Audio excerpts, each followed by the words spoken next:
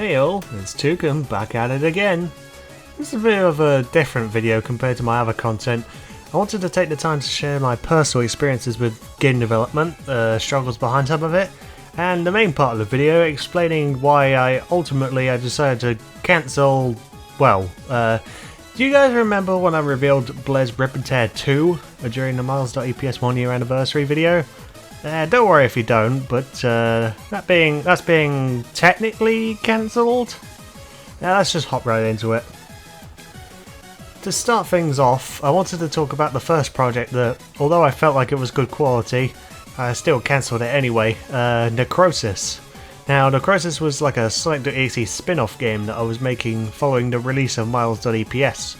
The plot was that a bunch of EXE characters from alternative universes gathering together and attempting to conquer the multiverse. Eventually, they would stumble across a universe where Robotnik, with the help of an upgraded Mecha Sonic Mark I, defeated Sonic once and for all, thus being able to roboticize the entire planet. Mecha became the protector of this world after Robotnik's passing, and now that these EXE characters have arrived, they're going to try and conquer this world too.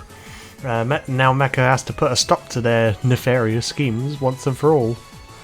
The plot was honestly an afterthought, and the main reason I wanted to make the game was to challenge myself. This game would have been made from the ground up, still in Click Team, but rather than using Sonic Worlds as a base. And as I was making it, that did end up being true. I was using the platform movement object for Mecha Sonic's movement and such. At first I thought I was enjoying it. I mean, technically I was. I had a blast creating the different EXE designs, and eventually I might reuse those designs in just some new EXE games that plan to have, gameplay of course, but a bit more on the presentation side of things. And there was 4 original EXEs with design inspiration for various elements of the classic Sonic games, and 3 other EXEs being alternate universe versions of Sonic.exe, which I got permission from Cloudy Jolt to use, Sonic.ont, which I got permission from Mr. Pixel to use, and Miles.eps, which is obviously my EXE.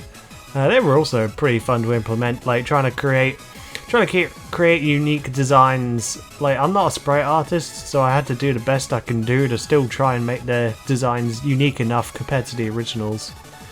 However, as I continued working on the game, I started to slowly lose interest. The coding itself was becoming a diet version of Sonic Worlds.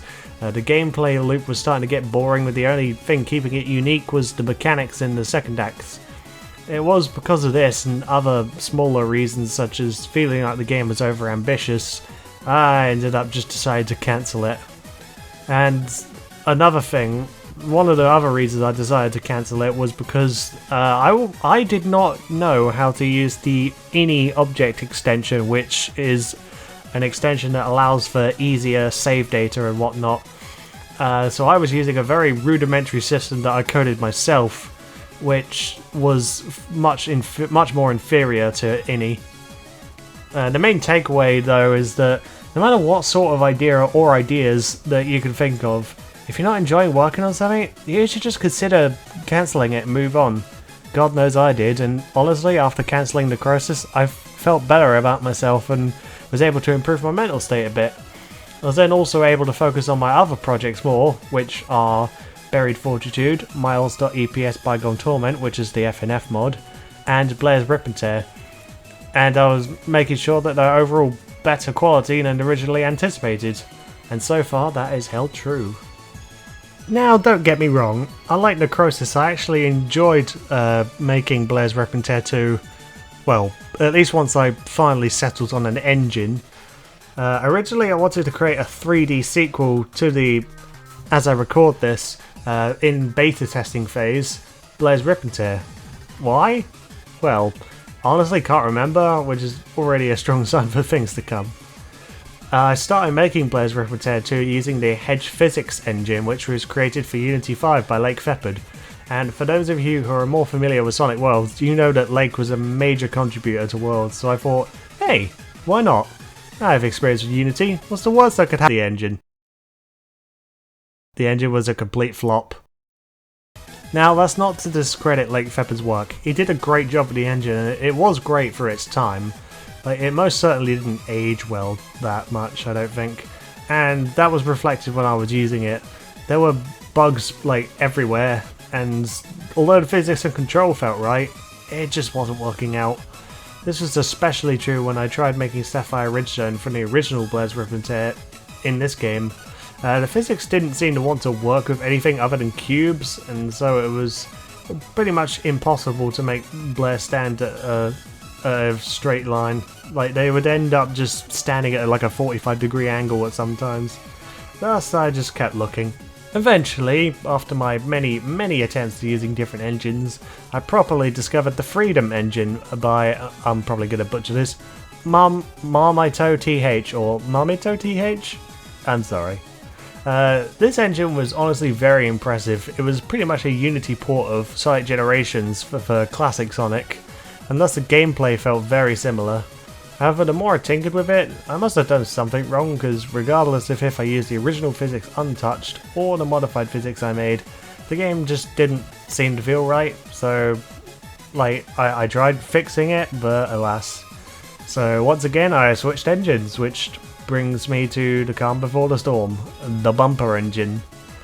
Now, in my opinion, the bumper engine is a mixed bag. It's pretty good for a 3D Sonic engine, but it has a few flaws. But I believe said flaws are simply down to game design elements being ignored. If you've seen gameplay of stuff using the bumper engine, you'll see that players are able to skip a lot of the levels set out. I tried my best to mitigate these issues, but even when I set the physics up to prevent huge gaps being crossed, I still wasn't quite getting the hang of things. And that was one of the reasons that I cancelled the game. The other two reasons were as follows. Like I explained with Necrosis being too ever ambitious, I realised that I was also brainstorming ideas and making prototypes and stuff. Blair's Rip and Tear 2 was also becoming way too over ambitious. I had a whole plot figured out, but that was becoming way more complicated than the goddamn FNAF timeline. And finally, the simplest reason, I lack a decent amount of experience with 3D level design. I have made 3D levels in the past, but slowly started to realise that I mostly failed to understand the principles of making a 3D level, especially 3D Sonic levels. So because of all those reasons, I decided to cancel Blair's Rip and Tear 2, or at least technically cancel it, leading to this very video, but as you can see by the time left and the title, this is not the end. So, for those of you who've been keeping up with my channel for a while, you'll know that I'm a pretty big Beyblade fan. My first ever Beyblade stuff was the Metal Masters Triple Battle set that I got in Toys R Us when I was a kid. And since then I've been on and off in regards to Beyblade, but nowadays I'm a serious fan. I've even been collecting Beyblade X stuff and attending a couple of tournaments. So naturally my two passions will end up colliding. Nowadays I want to and planning to make a Beyblade fan game called Beyblade Resurgence. Now, why do I say it's not the end of Blair's Rip and Tear 2? Well, in a nutshell, I've been planning for the core gameplay aspects of Blair's Rip and Tear 2 to be transferred over to Beyblade Resurgence. So, in other words, Beyblade Resurgence will have gameplay aspects of high-speed platforming for when you're not engaging in Beyblade battles. Or at least, that's the plan. Things might end up changing in the future, who knows. As for how I'll go about this, I've yet to decide. I'm considering using the work-in-progress but seemingly abandoned Sonic Adventure engine for Unity made by Dream Mix Games. However, I'll have to think about this for a lot longer. I have a game design document created with the plot summary, but a lot of the content in there is subject to change, like I said. Not to mention that I'm planning to allow the player to have a fully customized Beyblade with both campaign and free play modes. It sounds quite overambitious, so we'll have to see what happens as time goes on. I need to finish the first Blair's Rip and Tear, which at the time of recording, which was March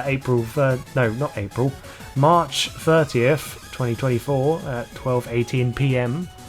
As of now, it is very nearly finished. And then Miles.EPS Bygone Torment is also nearly finished, and then the bulk of my work will have to go towards Buried Fortitude. And as for Buried Fortitude, it's in a bit of a limbo. I mean, I have no intentions to cancel it. I would never cancel it. But Chapter 4 will be next when I get back to working on it. And then I'll need to create Chapters 5, 6 and 7. And if you guys have played like Chapter 2 demo, or even the Chapter 1 demo, you guys will know that they are pretty bulky. Like, they're pretty much just 7 different games, like, all in one, that all connect to each other, kind of. I mean, well, sort of. Okay, maybe 2 chapters would be considered to be a full game. I mean, I'm planning to make some, like, extra content for the game once the game has been released. I might start experimenting, like, in Buried Fortitude, where I have, like, this post-game content sort of stuff. I'm not sure if I'm going to release that as part of the full game, or if it's going to be in like an update in the future. But basically, I plan to have some like bonus post-game content that you play after beating the game. And this content, some of it might be Buried Fortitude related, some of it might not be. I feel like a lot of it might not be, but it's basically just some stuff that you can play to have a bit of fun with, you know? I haven't decided on what the actual content is. Like, who knows? I might even go crazy enough to make a remake of Sonic Unleashed WAD.GCR. Maybe. I doubt it though. So yeah, all in all, Buried Fortitude is very ambitious, but I'll try my best to make sure the rest of the game is worthwhile and makes sense. Well, that's the end of the video. Thanks for watching, or listening, whatever. I'm not sure if I'll continue making this type of video in the future, but I guess we'll have to see what happens. But yeah, adios.